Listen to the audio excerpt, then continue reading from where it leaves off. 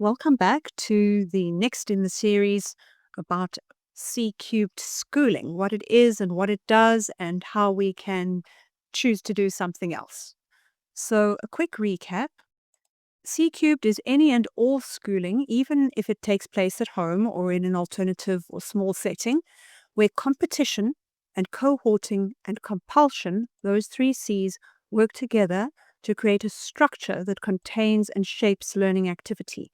And you can see the first video where I explain the basics and the links to the whole playlist in the comments under this video. So let's dive in today to what does C cubed do to play specifically.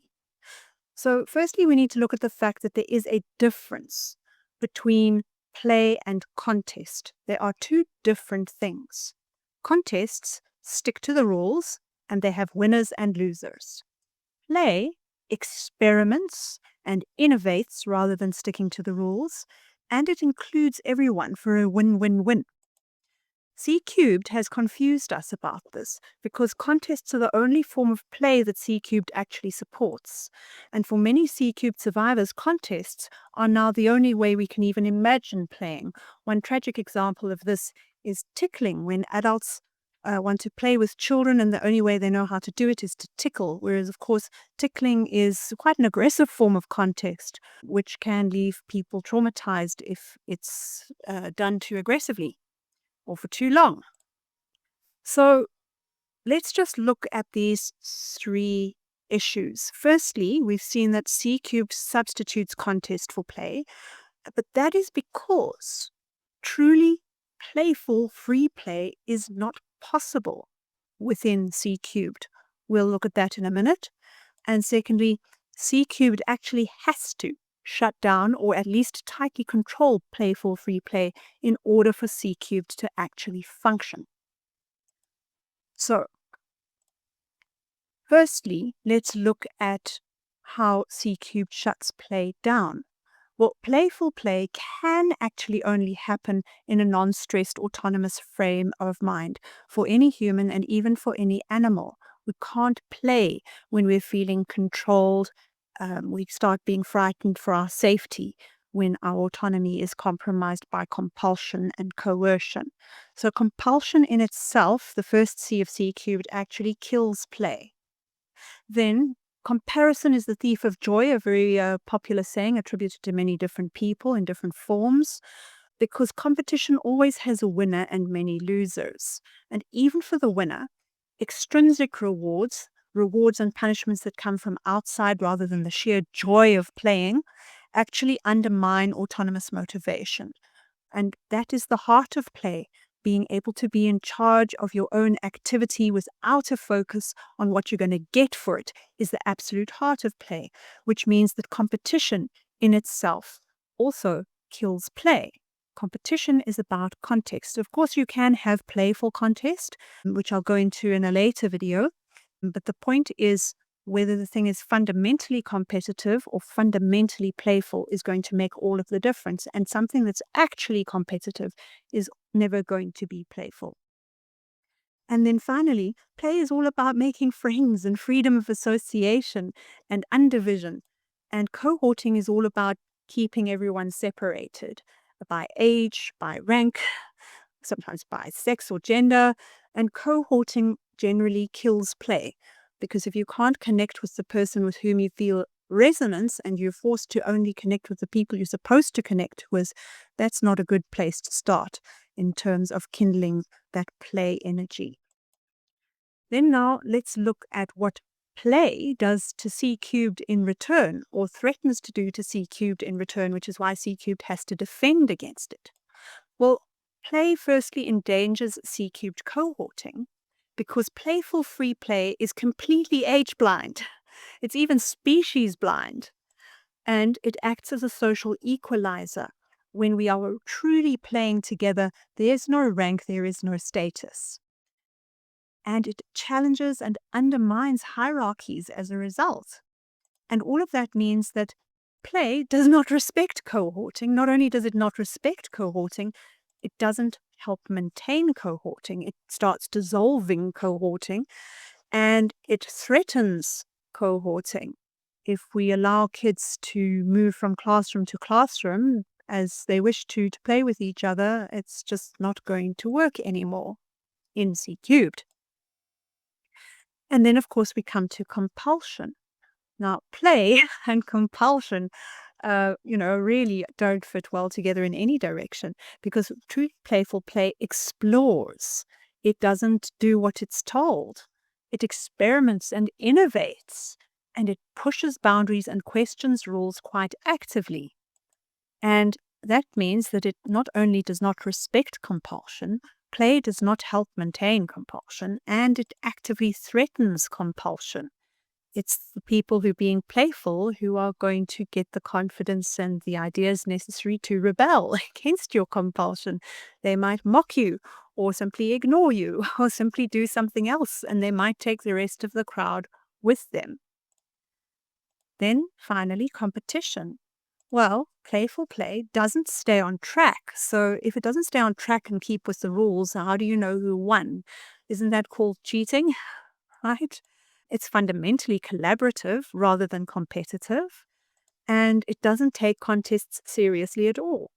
And it's actively inclusive of different ability, which is often where you'll see children who are truly playing a game of soccer won't be trying too hard to beat the others, and they'll quite happily take on people with far lower levels of skill onto their team just in order to be together and enjoy having fun together without worrying too much about how that's going to compromise their chances of winning. All of this means that, of course, play does not respect competition as a thing in itself. It does not help maintain competition. It actively threatens competition. And these are the 3 C's that C cubed uses in order to hold its structure in place. And here is play undermining every single dimension of this box that it is trying to keep solid and in good shape. So basically, play endangers the whole of C cubed culture because C cubed is aiming to conserve a particular status quo, and play upsets any and every kind of status quo. And that's why play is tightly controlled within C cubed. It has to be, because it starts opening up that C cubed box and letting everything out. And then what's the point of having the C cubed box in the first place? Play ignores cohorting. It's collaborative and often actively, tongue twister, anti-competitive, and play and compulsion can't coexist. And that is exactly why C cubed teaches us. It teaches us explicitly as well as implicitly through our lived experience. It teaches us that play is separate from learning, that they're not the same thing. Whereas we actually know that outside of C cubed, they actually can be very, very much the same thing. It teaches us that play is not constructive, whereas the research that we have increasing every day shows us how absolutely brilliant play is for learning and growth and well-being. It teaches us that play is inconvenient and dangerous. And all of that is actually true, but only within C cubed. And that is why what we call recess or break, telling you just how separate this is from learning, is as short as possible in C cubed schools. I know of schools where, for example, the children literally only have time to quickly eat and go to the toilet, and that is as much of a break as they get. And play within classes while you're sitting there, meant to be like staying on tracking with the teacher and the lesson and the task. And sometimes even during class transitions, for example, in the corridors, that play is forbidden and punished. You may not pass notes, you may not converse, you may not start games of your science experiment. And in schools that don't squash themselves into the C cubed box, it's quite the opposite. All ages are free to learn and play through free play all day. And yeah, there's no indication that the results are any worse at the adult end of the experience. But that means that more people are becoming more interested in getting more free play into C cubed schools. And they're realizing that this is a really good idea because it's great for learning, it's great for well-being, it's great for morale, it's great for everything.